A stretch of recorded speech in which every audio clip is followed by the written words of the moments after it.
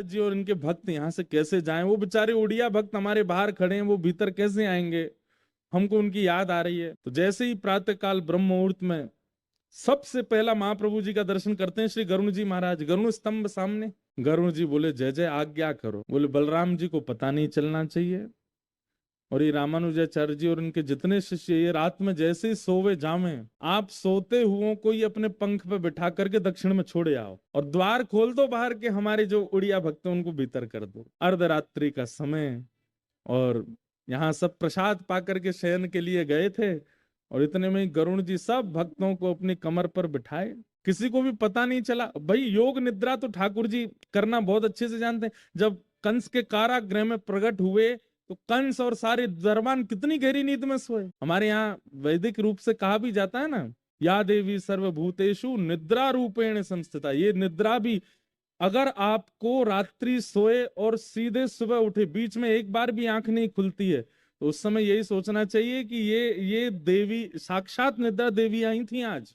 इसीलिए अखंड निद्रा आई है। बीच में कईयों को खंडित निद्रा आती है, बीच बीच में उठ जाते हैं, आंख खुल जाती है या कुछ, लेकिन कई लोगों को अखंड निद्रा आती है। अखंड निद्रा का मतलब ऐसा नहीं कि कुछ चोर चोरी कर ले गए तुम उठ ही नहीं पाए।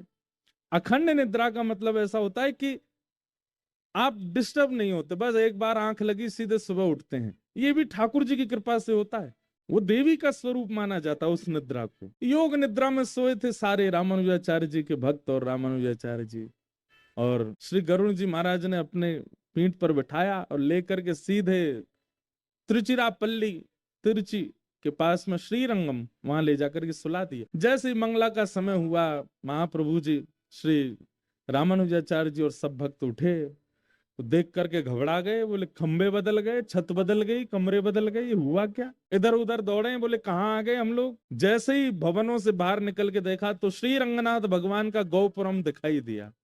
तब अरे ये तो हम दक्षिण में आ गए। तब श्री रामानुजाचार्य जी मंद मंद मुस्काने लगे, बोले जय हो महाप्रभु जी, खुद ही वेदों का निर्माण करवाया है, खुद ही वैदिक नियम बनाए हैं, खुद ही पालन नहीं कर रहे हैं।